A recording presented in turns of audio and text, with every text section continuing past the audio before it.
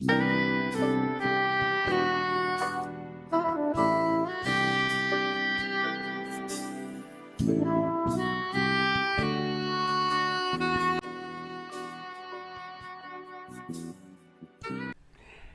and welcome to the show. I'm Doris Mangrum, your host, and this is Stop the Madness, Practical Ways to Influence Incarceration Crisis. As you know, if you are an ongoing viewer of this show, we talk about people, places, programs, projects, solutions all around the mass incarceration crisis. I'm fortunate today to have in the studio Mr. Roosevelt Terry, who is the Reentry Health Coordinator for Contra Costa County. Welcome, Mr. Terry. So glad to have you here. Good to be here. Now, you have an unusual title, and I know it means something about reentry, but what is interesting to me is the part of the health conductor piece of it. So tell our viewers, what is a reentry health conductor? What does your job entail? Well, a reentry health conductor is someone who helps usher people and navigate people from jail and or prison back into society via health care. We have a lot of people with chronic diseases that are in prison and are in jails, and they have a hard time upon reentry, a harder time than the average person reentering. So we take them and we pretty much connect with them while they're in jail, pre-release, and then create a pathway for them to come through to a health home, first and foremost, and then we start to help them flesh out their program and flesh out. How exciting is this? Because one of the things you often hear about a challenge for people who are reentering, in addition to jobs and housing and all the other things, is the health issues not being taken care of. Now, how long has this program been started? Well, this program has been active for over 6 years now. Okay. And however, we just started online with a transitions clinic. So we have a transitions clinic where we automatically enroll participants in while they're in jail. Now, when you say the transition clinic, that's the preparation from jail to the outside? Right. So they'll have a clinic to come directly to when they get out. So you've literally already connected them as if it's a transition home, is that what I'm understanding? A transitional to a health place. home. And so now this health center that you're referring to, is it also a place where they live, or they just come there for the health services? No, they just come for health services. We have added an added component to the transitions clinic, which is called Remedy, Reentry Making Every Day Yours. This is a support group that helps you deal with your challenges and barriers to reentry. Wow. Right. How long do the services last? Well, the services, you can stay a part of Remedy as long as you like to. Wow, I love to hear that. Because typically what you hear with programming, 6 months, a year, 2 years, and it works fine for that period of time, but then when the services drop off, typically we can see people start to have challenges again. So I'm glad to hear that this is a program that goes for the duration. Yes. So how did you get into this work, Mr. Terry? Well, I served almost 2 decades in prison. Okay. And it wasn't my first time going. And every time that I came home, there was always an issue. I was never afforded any work furlough, any halfway house, and stuff of that nature.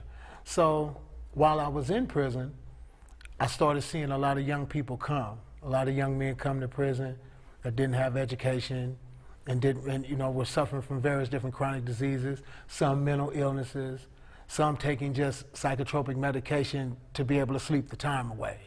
So I got on the Men's Advisory Council and I started diverting people coming in, young men coming in, to vocation and educational programs because I learned that they couldn't read. Now, was this you did this while you were still while I inside? was in prison? Okay. Yes, ma'am. Okay. Yes, and ma'am. that then translated to, that's how you just natural to flow into this position, or was this position created around the expertise that you brought to the community?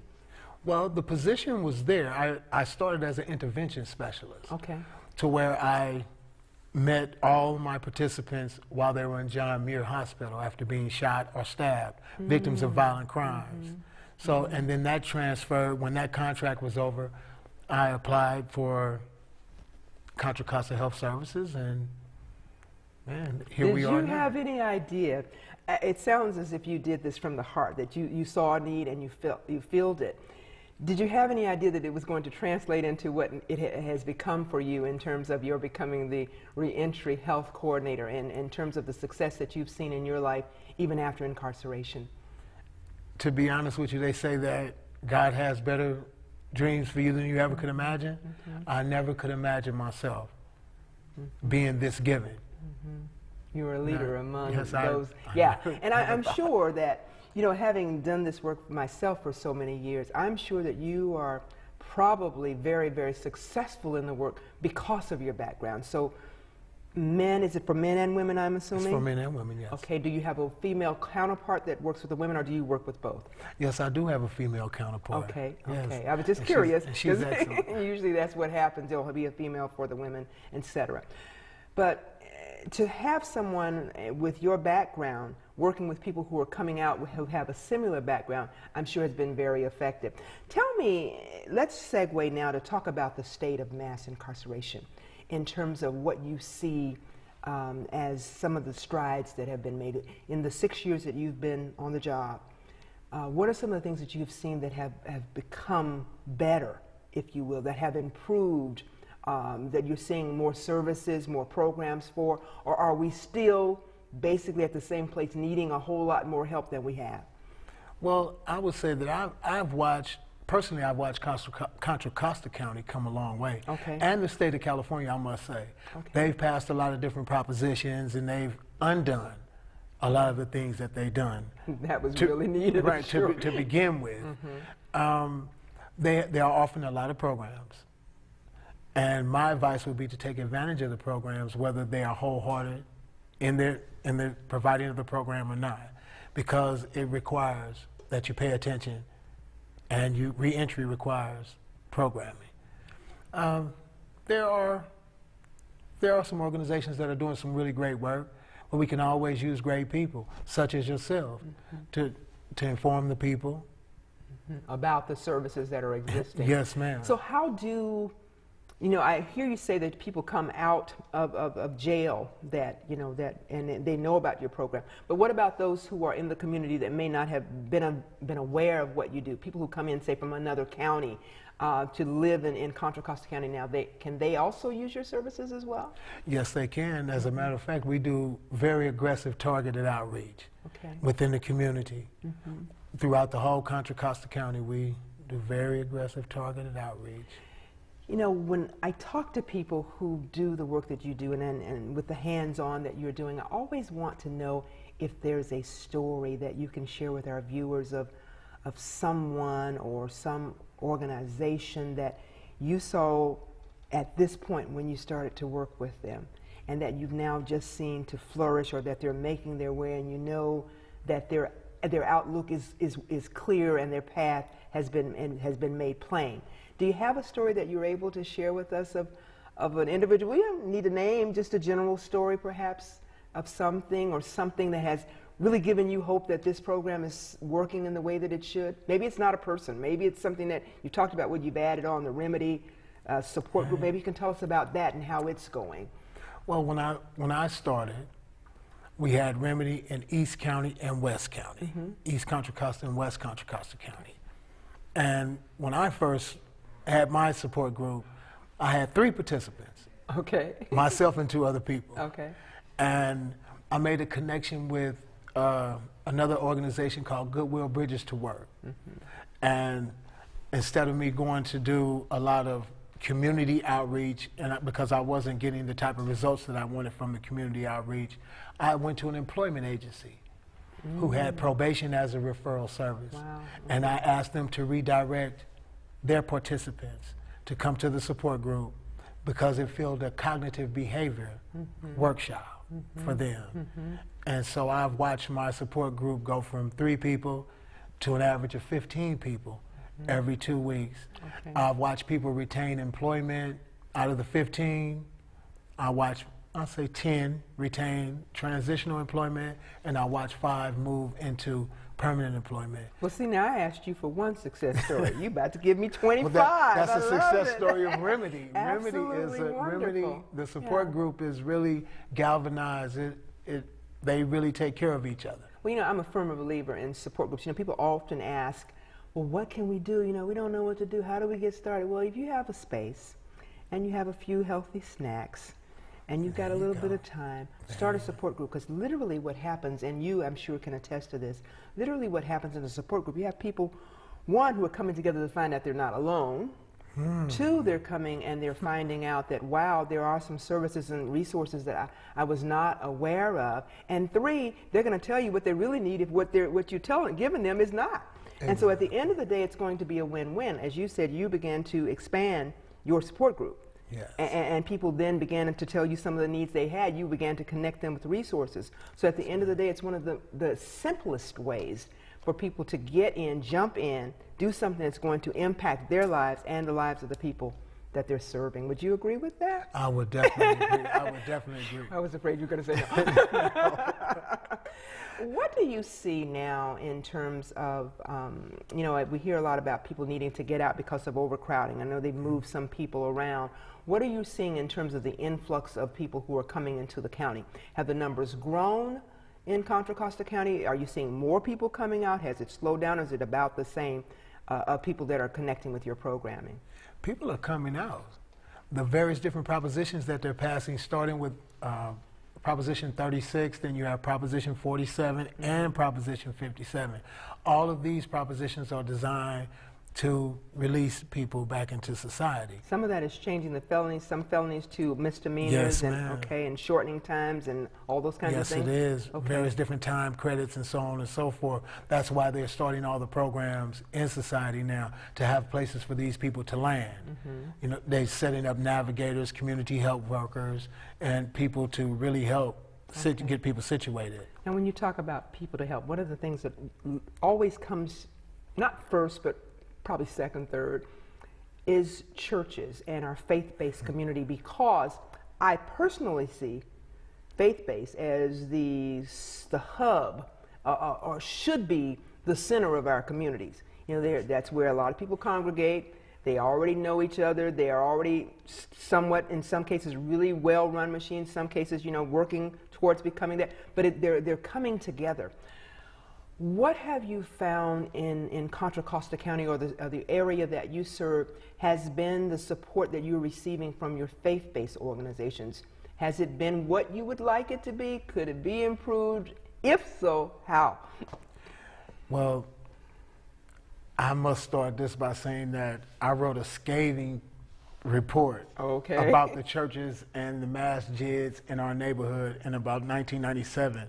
I charged everyone with insubordination because I felt the church had lost its voice. I felt that someone has offered the church something to be quiet. This is just my personal opinion. Since my release, I have found churches that are working in the community. As a matter of fact, my home church, I kind of stepped away from my home church because my pastor was not in the community being effective as I felt that he should be. I felt as if a local drug dealer can walk a block around where he sells drugs, and everybody says, "Hey, JoJo," or "Hey, Bob," and everybody knows him. But if you walk a pastor outside of his church and walk him around the corner and nobody speaks to him, come on. What are you doing? Yes. So I see that you have a handle on what's not being done. Tell me if you were to be, let's put you right now in front of, let's say, a pastor's forum or a pastor's alliance. Let's just imagine right now that you're standing in front of the room and you have the mic in your hand. What would be some of the things that you would encourage our faith leaders to get involved? How could they help in terms of the crisis that we see and our returning citizens as they try to reintegrate into the society? Well, I would ask them to stop focusing on getting a large building. You want a big church. If you want a big church, step out of the front door, the small one that you have, and the world is your church. I would tell them to organize the people that they have, the parishioners that they have, and ask them to vote certain ways. Out of the pulpit should also come, or through your pastor should also come, political knowledge about how to make certain changes. Our best and our brightest sit in church. We claim that we are saved and sanctified and so on and so forth, and we are not on drugs, and we are of a clear and sound mind. So that's our best and our brightest. Okay. So I would ask our best, I would ask the pastors to tell our best and brightest to step up. Wow. Now, how many pastors' forums have you had the opportunity to speak to? This would be a great opportunity to say, I'm ready to come. I am most definitely ready. I totally hear the reaching out for community ministry is what I call it. Community ministry can enlarge the borders of any church. And what you said, it just resonated with me in terms of we know who the people are that are doing wrong, but where are the people who are doing anything more than raising their hands and saying, how did it get this bad? We've got to get juxtaposed of that position. We've got to start saying, okay, here am I, send me. We know it's part of a scripture somewhere. Yes, it is. Here am I, send me. Now, then let's be more than lip service. Let's get involved. Now, what do you see as some of the things that can be done on the preventative end? Because I see you have a wealth of knowledge in terms of the kinds of things that need to happen in the community with our youth, the babies, the ones who we are charged with helping to shift where they are to where we want them to be in terms of directing and leading and guiding them into a successful adulthood and not into a life that's going to end them up on the other side of the bars. What would be some suggestions you might have, or some things that maybe you've seen that you know are successful, or some things that you might already be involved in that could be helpful? It starts in your household. Oh. I feel as though we should teach, and we should demonstrate right behavior within our household, first and foremost. We should provide good education for children and healthy outlets for children. You know, they've closed off all the Boys and Girls Clubs and, you know, various different after-school programs and various different youth programs. I heard a lady speak about her children the other day, and she really wanted to do something with her boys, but she can't afford the sports. And then you had one gentleman, he was saying, man, to play football, it only used to cost $50. Now it's $500+ to play a sport for a peewee. I mean, that's really, it's really putting it out of the range. You know, I can remember when the shift came, it was about the time my children were at that age where they took things out of the school, where the school would take care of the basic amount of things. You just had to do the peripheral things. Now we had to pay for everything. And so this becomes, to me, and you can tell me what you think about this, becomes an opportunity for our community organizations to step in and support, and to undergird, or either open up a space that gives after school or weekend type of programming and support. Because a lot of times, all that's needed to get a good program started is some sweat equity and a little bit of time, you know, and add a little bit of care. And so oftentimes I hear people, well, we don't have any money. Well, you don't really need a lot of money. You need a lot of caring to make things happen, because our youth are, and always have been, it's a catch-22 phrase that our youth are our future, but it is real. And if we don't understand, or we do understand it, but if we don't do something about it, we're in trouble. If you were to say, what is the thing around mass incarceration that still needs work, that needs the most work? You know, you've talked about the propositions that, you know, a lot of people are coming home, a lot of things have changed. You in Contra Costa County have a handle on what's happening with health, which is an amazing piece that's now being woven into the full quilt. But what would you say is still the biggest challenge that you're seeing in this incarceration crisis that still needs work from your perspective? The overall criminalization of the Black and brown communities. It's just, it hasn't stopped since the Black codes of the 1800s to now. The criminalization of the Black and brown communities. I'm trying so hard not to say amen every time you say it's all you see. I'm just go ahead and say it. You're hitting all the high points in terms of the way I see it as well, but it's always good to hear someone else who sees that. Well, I didn't mean to interrupt you. Go ahead, Mr. Terry. It's okay. It's just really, all you see are shootings of young Black and brown people, and it's a continual visual. This desensitizes you to that. This actually criminalizes you. I remember when cops first came out, all you ever saw was somebody Black or brown being chased. I mean, until he just absolutely ran out of breath and could not take one other step further. And, you know, and then you watched law enforcement, you know, go through a maneuver that was uncalled for. I mean, you know, you've chased him until he ran out of gas. He can't go any further.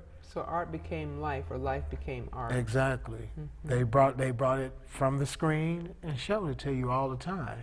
Stereotyping, profiling. Exactly. Arresting and longer sentencing for the same crime. Exactly. So we are at this critical point where life is begging us to do more than just talk. It just behooves, as our viewers are listening and watching today, this powerful man who is telling us of these powerful stories, and your success story, your individual success story, but now how you've taken your life and now you're spreading yourself to help others is just remarkable. And to have such a handle on what it is that needs to be done. How do we, in your estimation, begin to take the lid off, if you will, this framework that we have? You know, it's an automatic framework to stereotype. It's an automatic windshield washer that we put on when we see people who come into our view whose lives have been impacted by incarceration.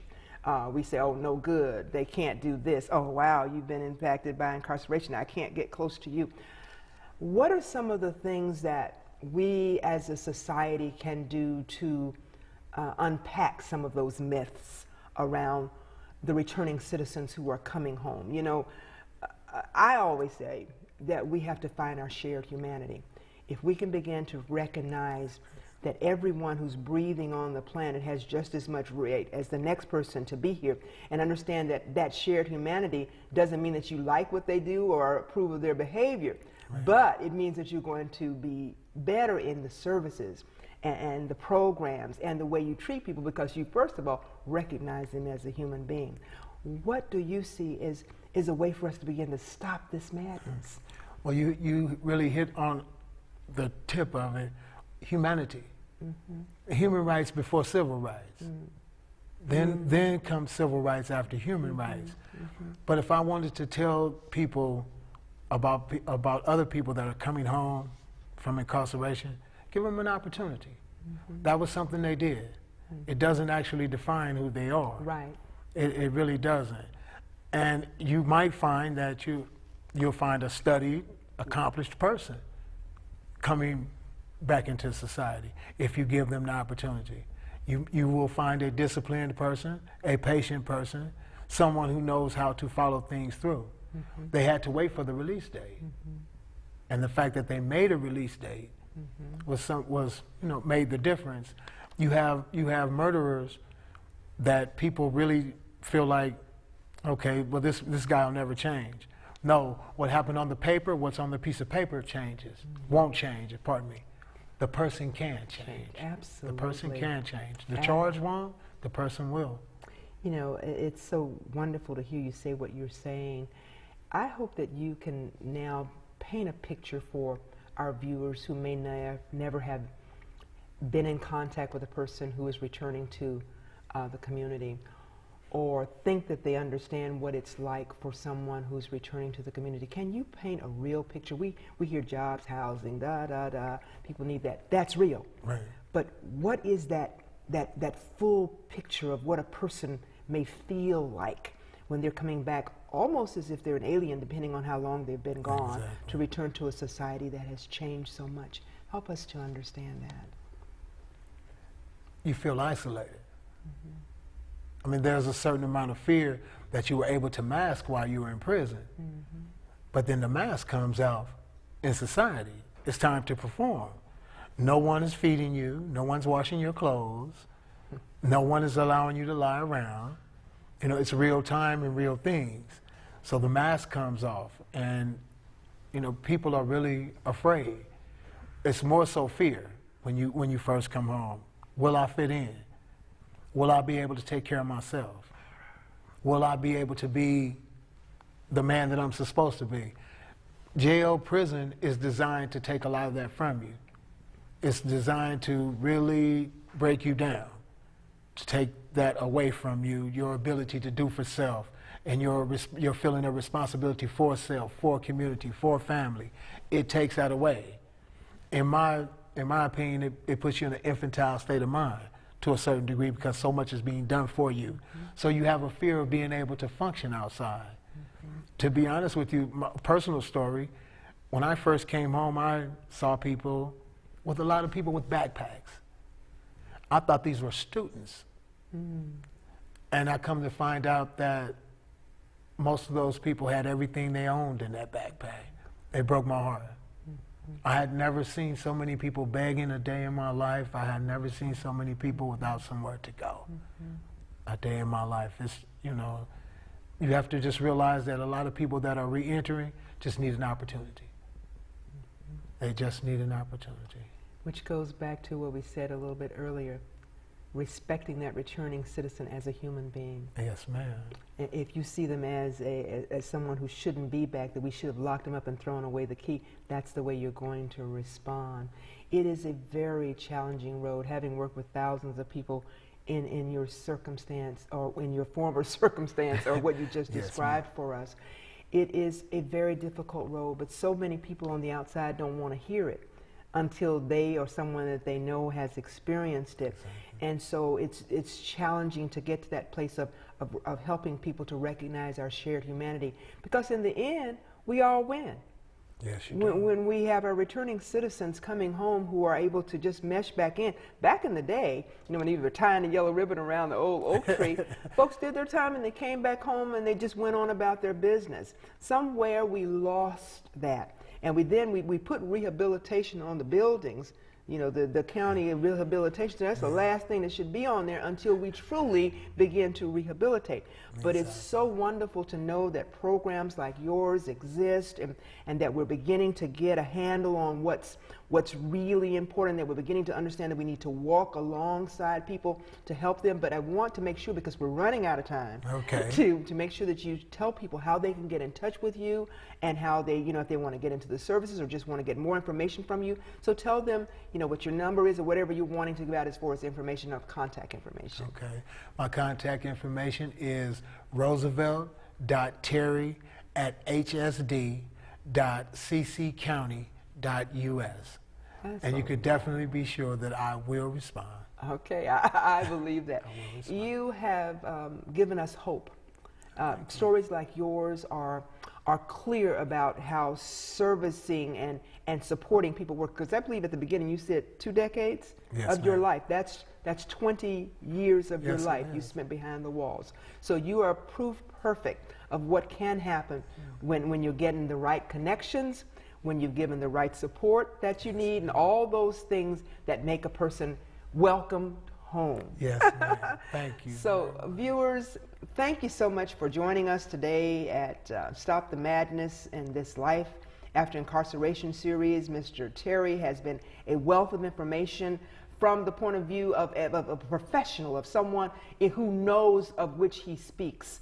And we're excited to have had him here to help us get a perspective about what it's like to return home, some of the services and programs that are available, the handle that our faith-based community and Jane and John Q. Public can reach out, recognizing that our returning citizens are humans just like us. Let's not get our eyes and our hearts and our minds on what they've done, but let's look at all the rest of that returning citizen that's usable, valuable, and ready to be supported. Thank you so much for joining me, and as always, go out and make this a great day. Do something good for someone else.